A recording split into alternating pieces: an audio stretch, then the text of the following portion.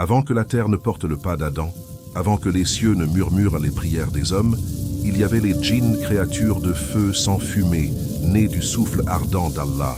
Ils régnaient sur un monde de flammes et de vent où les montagnes dansent sous leur colère et les déserts chantaient leur gloire. Leur royaume, tissé de mirages et de tempêtes, s'étendait là où l'œil humain ne pouvait voir, dans des cités forgées de lumière et d'ombres invisibles aux mortels. Ils étaient les premiers, les puissants, les arrogants, mais leur orgueil fut leur chute. La légende coranique raconte leur désobéissance, leur défi face à la volonté divine. Lorsque Iblis, le plus noble d'entre eux, refusa de se prosterner devant Adam, il scella le destin des siens. Allah, dans sa justice, frappa les djinns anciens pour leur arrogance.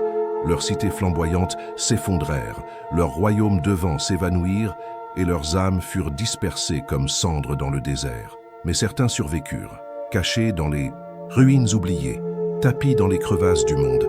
Ils observent l'humanité avec une rancune brûlante, jurant vengeance contre ceux qui ont hérité de la terre. Pourtant, ils craignent le rappel d'Allah, la lumière des versets sacrés qui percent leur voile d'illusion. Ils murmurent dans l'ombre, tissent des complots dans les vents, mais tremblent à l'évocation du nom. Cette histoire est celle de leur passé glorieux, de leur chute tragique et de leur lutte éternelle contre les fils d'Adam. À travers 10 chapitres plongés dans les mystères de ces êtres de feu, dans leurs serments amers et leurs royaumes perdus, rejoignez-nous dans cette aventure spirituelle et mystique sur les mystères de la foi. Si cette introduction vous a captivé, abonnez-vous, likez et partagez pour ne pas manquer la suite de cette épopée. Que la lumière de la foi guide vos pas. Dans les temps immémoriaux, avant que le premier homme ne foule la poussière de la terre, le monde appartenait aux djinns. Leur royaume s'étendait au-delà des horizons visibles, là où les cieux s'embrasèrent de couleurs que nul mortel ne saurait décrire. Leur cité, forgée dans un feu sans fumée, scintillait comme des étoiles tombées sur la terre. Ces métropoles appelées Jannat al-Nar, les jardins de feu, étaient des merveilles d'architecture éthérée. Les tours s'élancèrent vers les cieux, sculptées dans des flammes solidifiées, ondulant comme des vagues sous la caresse du vent. Les rues, pavées de braises ardentes, vibraient d'une chaleur qui chantait des mélodies anciennes, tandis que des rivières de lumière liquide coulaient entre les palais, reflétant la gloire des djinns. À la tête de ce monde régnait Iblis, le plus illustre des djinns, dont la beauté surpassait celle des flammes les plus pures. Sa voix, lorsqu'il parlait, faisait trembler les cieux, et son regard perçait les voiles du destin.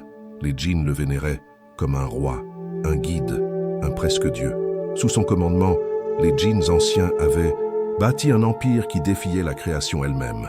Ils, dans les tempêtes, sculptèrent des montagnes avec leur souffle et faisaient plier les étoiles à leur caprice. Leur pouvoir semblait sans limite, leur orgueil sans mesure. Mais dans l'ombre de leur grandeur, une faille grandissait. Les djinns, enivrés par leur puissance, commencèrent à murmurer des pensées interdites. « Pourquoi servons-nous » disaient-ils dans leur conciliabule secret. « Pourquoi plierions-nous notre feu devant la volonté d'un autre, même celle d'Allah » Iblis, bien qu'il entendît ces murmures, ne les réprimandait pas. Au contraire, il les nourrissait, son propre cœur s'alourdissant d'une arrogance qu'il ne nommait pas encore. Dans les salles dorées de Jannat al-Nar, des serments furent prononcés non pas de foi mais d'ambition. Les djinns se voyaient comme les seuls souverains légitimes de la création, méprisant l'idée qu'un autre puisse un jour hériter de leur monde. Parmi eux, une djinn nommée Zora se distinguait. Moins arrogante que ses pairs, elle était une poétesse des vents capable de tisser des chansons qui apaisaient même les tempêtes les plus furieuses. Pourtant, même elle sentait l'ombre grandir. Une nuit, alors qu'elle contemplait une comète traversant le ciel, elle perçut un murmure dans le vent, un avertissement. Le feu qui brûle trop fort consume son propre maître, soufflait-il. Troublée, Zora chercha à avertir Iblis, mais il était déjà trop loin, perdu dans ses rêves de domination.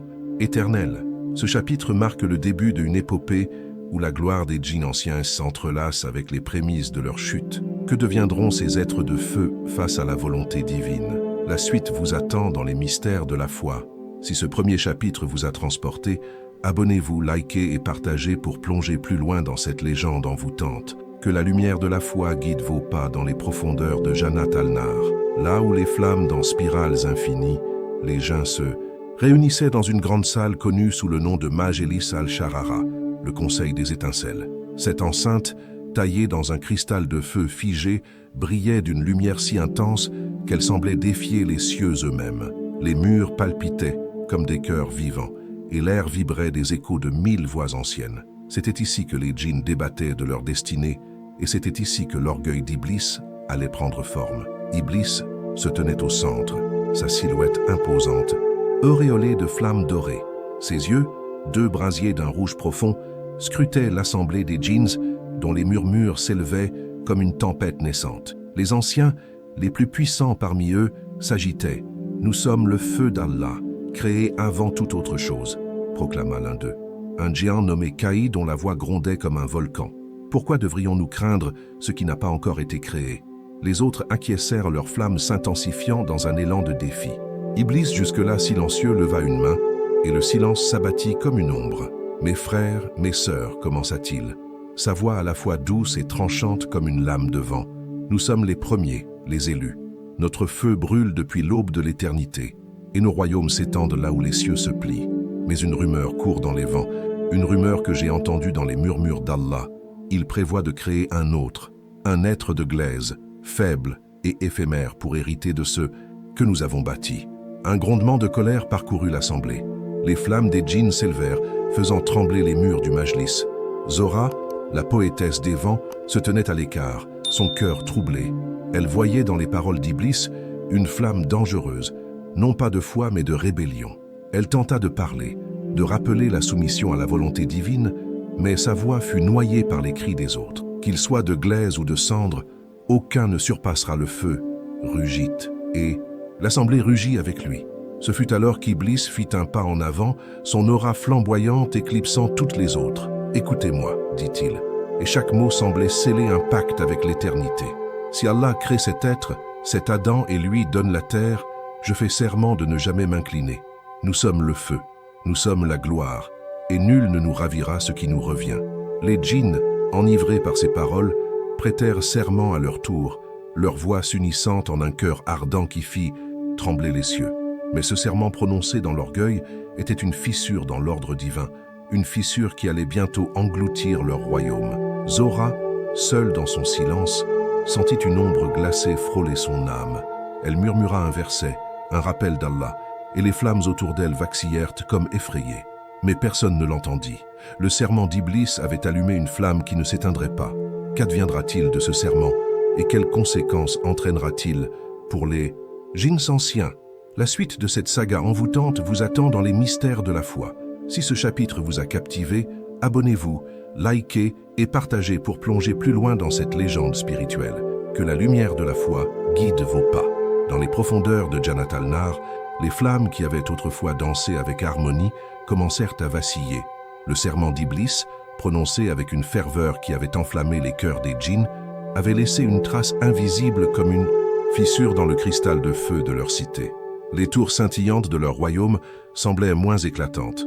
Leur rivière de lumière liquide coulait avec une hésitation nouvelle, et les vents, autrefois porteurs de chansons, murmuraient des avertissements que peu voulaient entendre. Zora, la poétesse des vents, errait seule dans les plaines ardentes qui s'étendaient au-delà de la capitale. Là où les dunes de braise s'élevaient comme des vagues figées, elle cherchait des réponses. Elle invoquait les vents, espérant entendre la voix d'Allah dans leur souffle. Mais les tempêtes qu'elle invoquait semblaient lourdes, chargées d'une colère qu'elle ne comprenait pas. Une nuit, alors qu'elle tissait une mélodie pour apaiser son âme troublée, un djinn ancien nommé Harith apparut devant elle. Ses flammes, autrefois d'un bleu éclatant, étaient désormais ternies comme voilées par une ombre. « Zora, dit-il, sa voix basse comme un grondement de tonnerre lointain. Ne sens-tu pas le changement?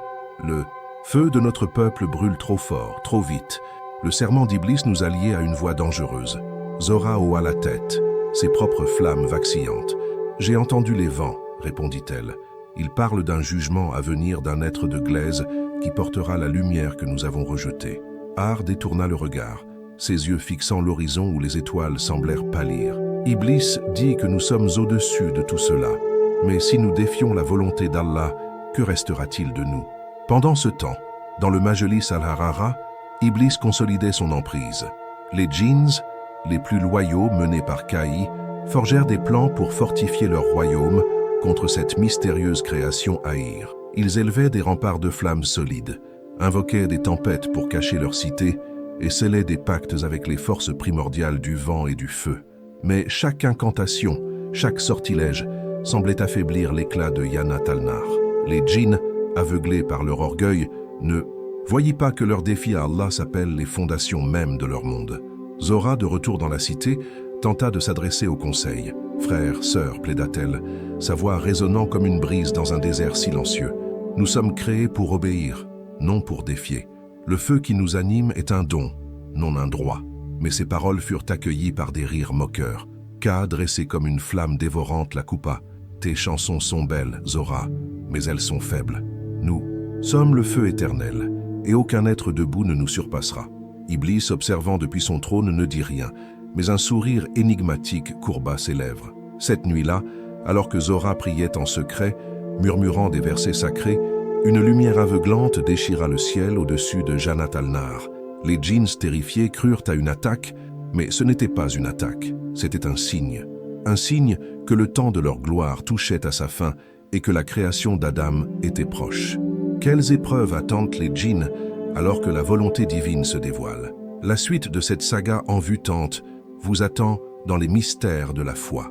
Si ce chapitre vous a captivé, abonnez-vous, likez et partagez pour plonger plus loin dans cette légende spirituelle. Que la lumière de la foi guide vos pas. Le ciel au-dessus de Janat al-Nar n'était plus le même. La lumière éclatante qui avait déchiré la voûte céleste cette nuit fatidique avait laissé une marque indélébile dans l'âme des Seimatsiksa. Djinns, les tours de feu autrefois vibrantes, semblèrent de frémir sous un poids invisible et les vents, jadis porteurs de chansons, hurlaient comme des âmes en peine. Une rumeur divine s'était répandue, portée par des murmures qui n'avaient ni source ni fin. Allah, dans sa sagesse infinie, allait créer un nouvel être, un califat, un successeur sur la terre. Son nom soufflé dans les courants éthérés était Adam. Dans le Majlis al-Harara, l'atmosphère était lourde de tension. Iblis trônant au centre, son aura flamboyante désormais teintée d'une ombre subtile, écoutait les clameurs de ses semblables. Kai, toujours fervent, frappait le sol de cristal de feu faisant jaillir des étincelles. « Un être de glaise », rugit-il. « Comment un tas de boue pourrait-il prétendre à la grandeur de notre feu? Nous sommes les premiers, les éternels. » Ces paroles rallumaient l'orgueil des gens, mais dans les rangs, des voix dissonantes commençaient à s'élever. Ar, les djinns aux flammes ternies, fixaient Iblis avec un regard chargé de doute. « Et si cet Adam portait une lumière que nous ne comprenons pas ?» demanda-t-il, sa voix tremblante mais ferme. « Et si notre défi nous condamnait ?» Iblis se leva, son ombre s'étendant comme une tempête sur l'assemblée. « Aucun être, qu'il soit de glaise ou de cendre, ne surpassera notre gloire, » déclara-t-il, sa voix résonnant comme un éclair. « Allah nous a créés dans le feu, dans la puissance. Ce calife n'est qu'une épreuve, et nous la surmonterons. » Mais ces mots, bien que puissants, ne pouvaient masquer une vérité que certains percevaient. Le feu de Janat al-Nar faiblissait comme si la création imminente d'Adam drainait l'essence même de leur monde. Zora, quant à elle, s'était retirée dans une grotte de braise, loin des tumultes du Majlis. Là, elle invoquait les versets sacrés, cherchant la guidance dans le souvenir d'Allah.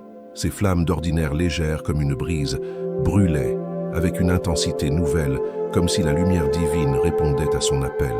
Une vision lui vint alors, un jardin d'une beauté inimaginable, où un être de terre marchait entouré d'une lumière douce mais puissante. Zora comprit. Adam n'était pas une menace, mais un dessein divin. Elle murmura un verset, et les flammes autour d'elle reculèrent, comme effrayées par la puissance du rappel d'Allah. De retour à Janat al-Nar, les djinns se divisaient. Certains fidèles à Iblis renforçaient leurs remparts de feu, préparant une résistance contre ce qu'ils voyaient comme une usurpation. D'autres, comme Harith, commençaient à questionner leur arrogance. Une rumeur circulait. Allah avait ordonné aux anges et aux djinns de se prosterner devant Adam.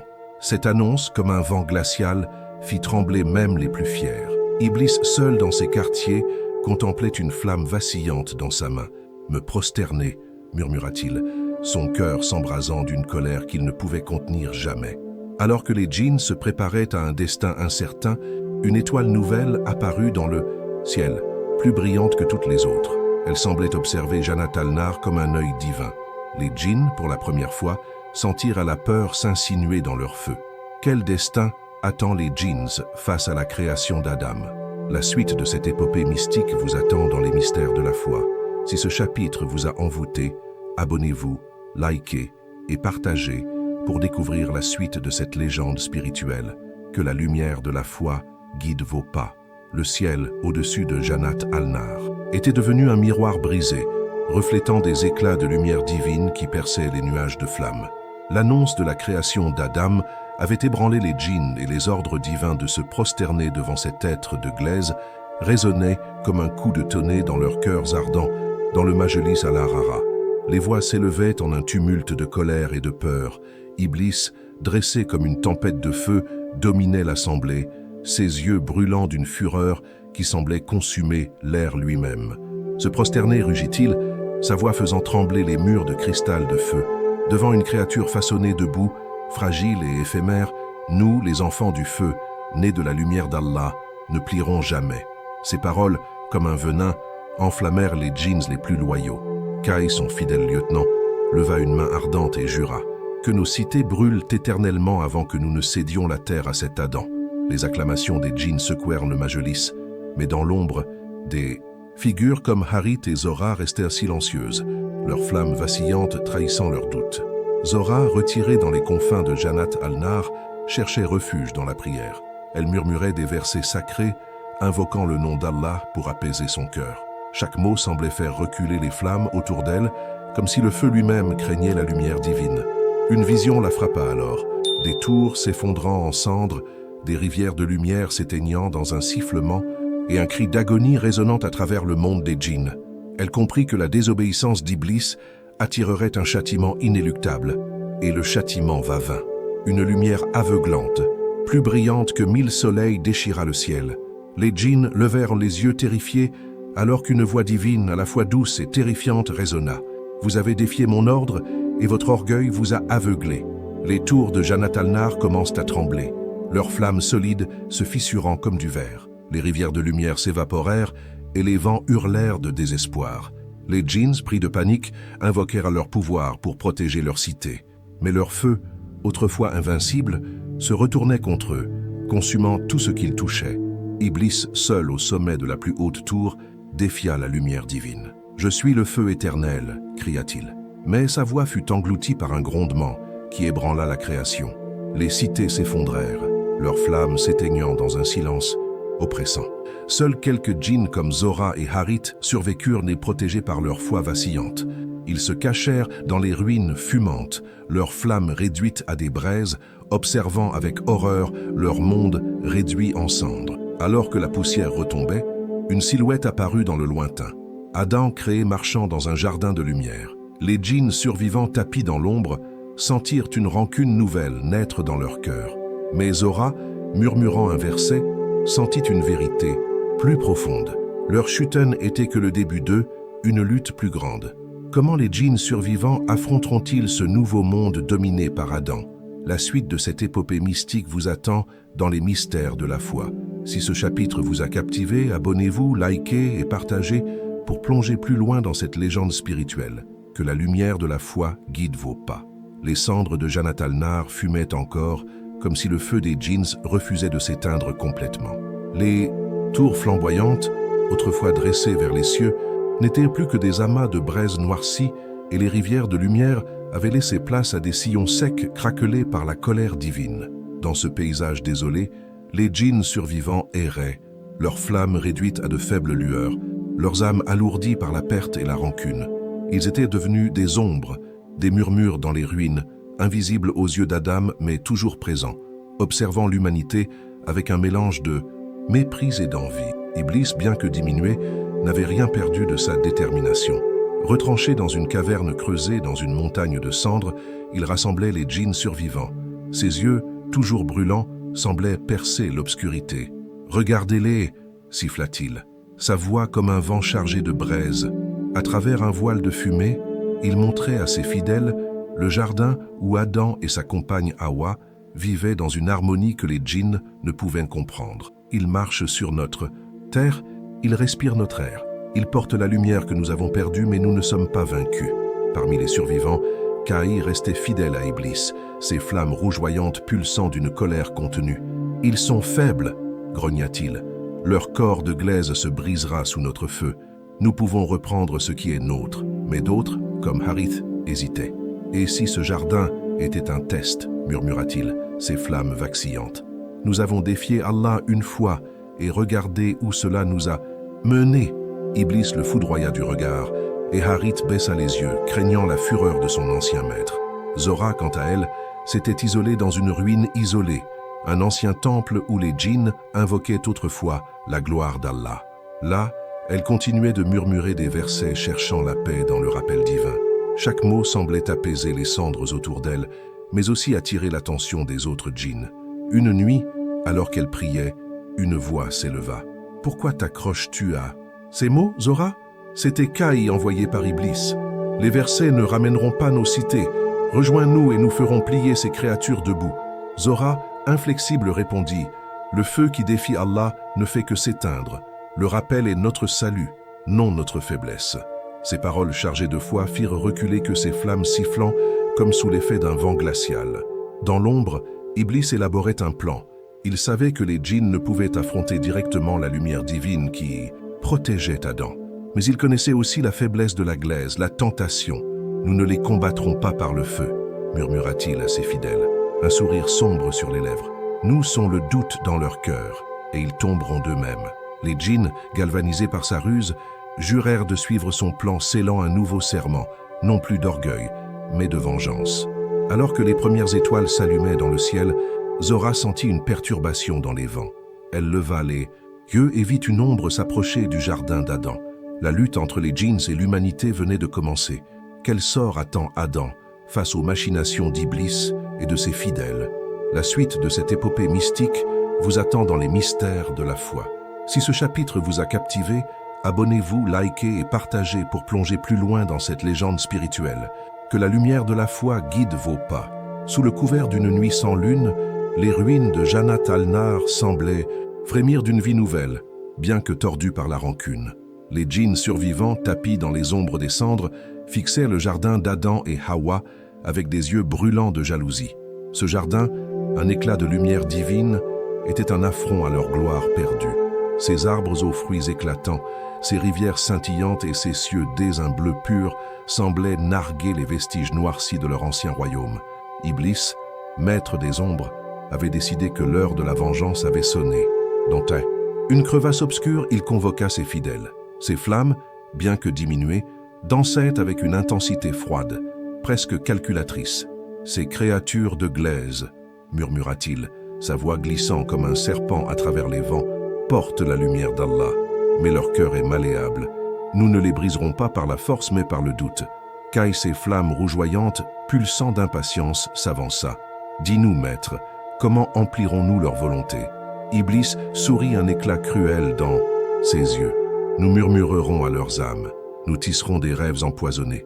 Ils goûteront à l'interdit, et leur chute sera notre triomphe. Pendant ce temps, Zora, toujours isolée dans l'ancien temple de braise, sentait une perturbation dans l'air. Ses prières ferventes et emplies de versets sacrés semblaient lutter contre une ombre grandissante. Une nuit, alors qu'elle invoquait le nom d'Allah, une vision la frappa. Un arbre majestueux au cœur du jardin, ses fruits brillants comme des étoiles, et une ombre sinueuse rampante à sa base. Elle comprit qu'Iblis préparait un piège, mais ces avertissements ne pouvaient atteindre les autres djinns, aveuglés par leur rancune.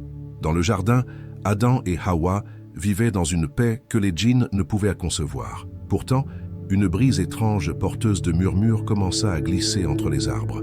Ces murmures, subtils comme le souffle du vent, parlaient de liberté, de connaissance, de pouvoir. « Pourquoi vous contenter de ce jardin ?»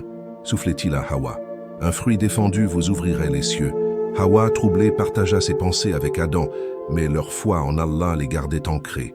Cependant, les murmures d'Iblis, habiles et persistants, semettent une graine de curiosité dans leur cœur.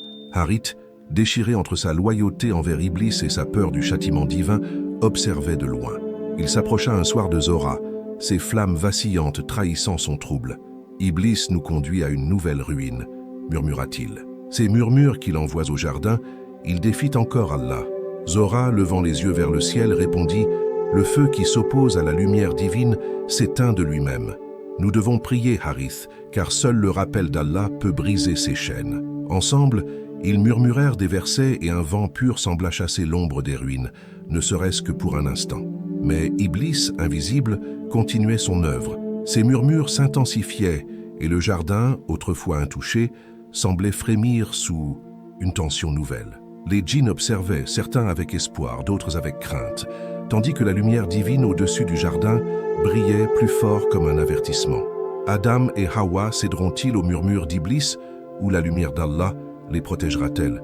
La suite de cette épopée mystique vous attend dans les mystères de la foi. Si ce chapitre vous a captivé, abonnez-vous, likez et partagez pour plonger plus loin dans cette légende spirituelle. Que la lumière de la foi guide vos pas. Le jardin d'Adam et Hawa, baigné de lumière divine, semblait vibrer d'une tension invisible.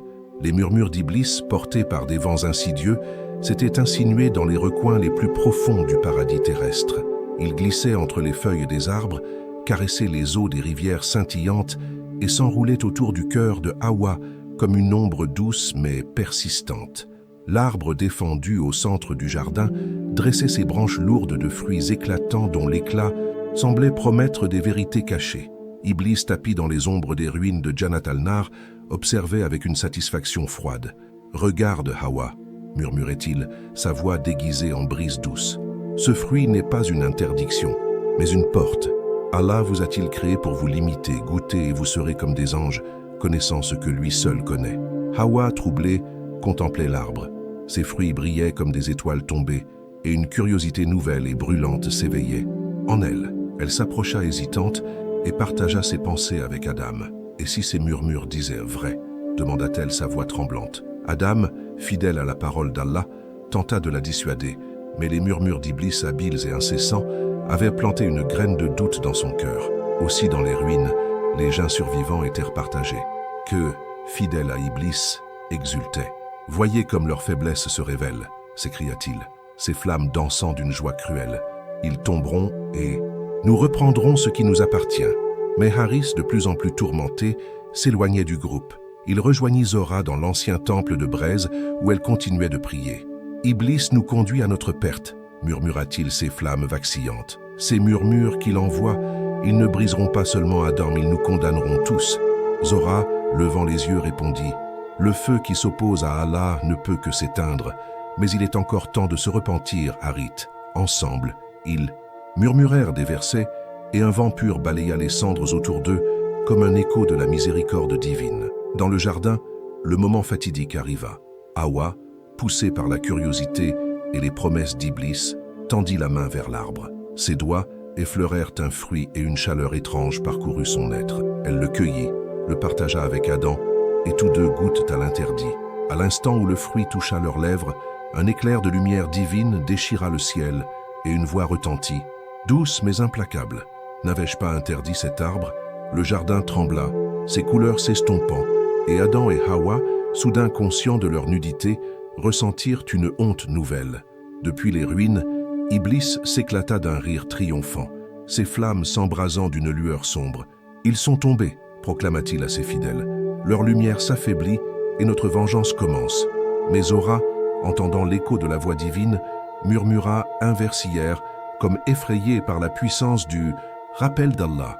Ar à ses côtés compris d'Adam n'était pas la fin, mais le début d'une lutte plus grande où les djinns et l'humanité seraient désormais liés par un destin complexe. Alors que le jardin s'assombrissait, Adam et Hawa, pleins de remords, implorèrent le pardon d'Allah. Mais les murmures d'Iblis, loin de s'éteindre, s'intensifiaient, promettant de poursuivre leur œuvre dans le monde des hommes. Comment Adam et Hawa affronteront-ils les conséquences de leur acte et quel rôle joueront les djinns dans ce nouveau monde? La suite de cette épopée mystique vous attend dans les mystères de la foi. Si ce chapitre vous a captivé, abonnez-vous, likez et partagez pour plonger plus loin dans cette légende spirituelle. Que la lumière de la foi guide vos pas. Le jardin, autrefois un écrin de lumière divine, s'était éteint sous le poids de la désobéissance. Adam et Hawa, chassés par la justice d'Allah, marchaient désormais sur une terre rude, loin des rivières scintillantes et des arbres aux fruits éternels. Leur exil était une épreuve, mais aussi une promesse, celle du pardon s'ils se repentaient sincèrement. Pourtant, dans leur sillage, une ombre suivait invisible, mais pesante. Les djinns, tapis dans les ruines de Jannat al-Nar, observaient ce nouveau monde avec une rancune aiguisée comme une lame. Iblis, depuis sa caverne de cendres, exultait. La chute d'Adam et Hawa était pour lui une victoire, une preuve que la glaise était faible face à son feu. « Voyez, dit-il à ses fidèles, ces flammes dansant comme des serpents autour de lui. Ils sont tombés comme je l'avais prédit. Leur exil est notre opportunité. Nous entrons leurs pas. Nous semérons le chaos dans leur cœur jusqu'à ce que leur lignée s'effondre. » Kai, ces flammes rougeoyantes pulsant d'excitation, approuva avec ferveur. « Leurs enfants seront notre proie, jura-t-il. » Et les djinns survivants galvanisés scellèrent un nouveau pacte de vengeance, mais tous n'étaient pas unis. Harith, de plus en plus troublé, s'éloignait du cercle d'Iblis. Il errait dans les ruines, cherchant des réponses dans les vestiges noircis de leur ancien royaume. Une nuit, il trouva Zora dans l'ancien temple de braise, où elle continuait de prier, ses flammes faibles mais pures. « Iblis nous conduit à une damnation plus profonde, » murmura-t-il, ses yeux fixant les cendres. « Il défie encore Allah, et nous en payons le prix. » Zora, levant les yeux vers le ciel étoilé, répondit « Le feu qui se rebelle s'éteint, Harith, mais celui qui se soumet peut, encore brûler avec lumière. Joins-toi à moi et prions pour la miséricorde. » Leurs voix s'unirent dans un verset sacré, et les cendres autour d'eux frémirent, comme touchées par une brise divine. Les murmures d'Allah semblaient répondre, mais leur lumière effrayait les autres djinns, qui fuyaient le temple craignant le rappel divin. Dans le monde des hommes, Adam et Hawa luttaient pour survivre. Ils labourent la terre, bâtissaient des abris et élevaient leurs enfants sous le regard attentif d'Allah. Mais les murmures d'Iblis ne s'étaient pas tus. Ils glissaient dans les vents, s'infiltraient dans les rêves, semant la discorde et la tentation. Les enfants d'Adam, encore jeunes, ressentent parfois une ombre dans leur cœur, une voix qui les poussait à l'envie ou à la colère. Iblis, invisible, riait depuis les ruines, convaincu que l'humanité plierait sous son influence. Pourtant, Zora et Harith, dans leur solitude, découvraient une vérité.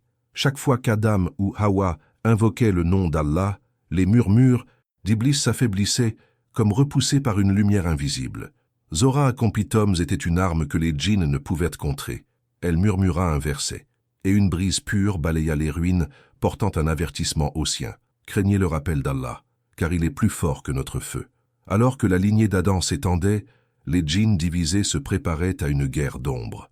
Iblis, déterminé à briser l'humanité, élaborait des plans plus sombres, tandis que Zora et Harith cherchaient à protéger leur propre salut. Le monde, désormais partagé entre la glaise et le feu, tremblait sous le poids de cette lutte éternelle. Quel destin attend l'humanité face aux machinations d'Iblis, et Zora trouvera-t-elle un chemin vers la rédemption? La suite de cette épopée mystique vous attend dans les mystères de la foi. Si ce chapitre vous a captivé, abonnez-vous, likez et partagez pour plonger plus loin dans cette légende spirituelle. Que la lumière de la foi guide vos pas.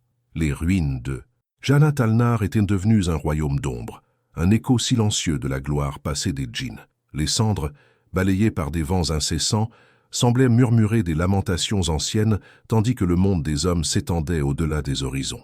Adam et Hawa, malgré leur exil, avaient semé les graines d'une humanité naissante, une lignée qui portait la lumière de la foi, mais aussi la fragilité de la glaise.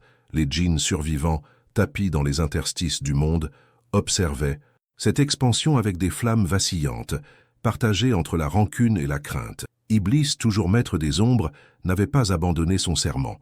Depuis sa caverne de cendres, il tissait des filets de murmures s'infiltrant dans les rêves des enfants d'Adam. Ses paroles, comme un poison subtil, attisaient l'envie, la colère et la désobéissance. « Leur foi est faible », murmurait-il à Kaz et aux gens loyaux, ses flammes dansant avec une froide détermination. Nous les ferons trébucher, génération après génération, jusqu'à ce que leur lumière s'éteigne. Caïs, ses flammes rougeoyantes plus ardentes que jamais, jura de suivre son maître, prêt à hanter les hommes pour l'éternité. Mais dans les ruines, une autre voie s'ouvrait. Zora et Harith, désormais unis dans leur quête de rédemption, s'étaient retirés dans l'ancien temple de braise, devenu un sanctuaire de prière. Chaque verset qu'ils récitaient semblait purifier leurs flammes, les rendant plus légères, presque éthérées. Zora, dont la voix portait encore la douceur des vents, enseignait à Harith la puissance du rappel d'Allah. « Le feu qui se soumet à Allah ne s'éteint jamais », murmurait-elle, et ses paroles faisaient frémir les cendres autour d'eux comme si le temple lui-même renaissait sous la lumière divine. Une nuit, alors que Zora et Harit priaient, une vision leur apparut. Un homme vêtu de lumière, portant un message d'Allah, marchant parmi les fils d'Adam. Ces paroles, des versets purs, faisaient reculer les ombres d'Iblis, et les djinns qui l'entendaient tremblèrent de crainte. Zora a compris l'humanité, malgré ses faiblesses, serait guidée par des prophètes, des porteurs de lumière que même le feu des djinns ne pourrait éteindre. Elle murmura un verset, et une brise divine balaya le temple, chassant les murmures d'Iblis qui tentaient de s'y infiltrer. Dans le monde des hommes, la foi d'Adam et de ses descendants grandissait. Chaque prière, chaque invocation d'Allah était une barrière contre les machinations des djinns. Iblis, frustré, intensifiait ses efforts, mais chaque fois qu'un homme récitait un verset, ses flammes vacillaient comme repoussées par une force invincible. Il comprit alors que son combat serait éternel, une lutte sans fin contre la lumière de la foi. Pourtant, sa rancune ne faiblissait pas. « Si je ne puis les détruire, jura-t-il, je les ferai errer jusqu'à la fin des temps. » Zora et Harit, dans leur sanctuaire, choisirent une autre voie. Ils jurèrent de protéger les hommes des murmures d'Iblis, de guider ceux qui invoquaient Allah et de chercher le pardon pour leur peuple déchu. Leurs flammes, désormais pures, brillaient comme des étoiles dans les ruines. Un rappel que même les djinns pouvaient trouver la miséricorde s'ils se soumettaient. Ainsi, le conflit entre le feu et la glaise devint éternel, une danse d'ombre et de lumière, de tentation et de foi. Les djinns divisés continueraient d'observer l'humanité, certains avec haine, d'autres avec espoir. Mais au-dessus d'eux, tout, la lumière d'Allah brillait, guidant ceux qui invoquaient son nom. Cette épopée touche à sa fin, mais les mystères de la foi perdurent. Rejoignez les mystères de la foi pour explorer d'autres récits spirituels et envoûtants. Si cette histoire vous a captivé, abonnez-vous, likez et partagez pour continuer ce voyage dans la lumière divine. Que la foi guide vos pas.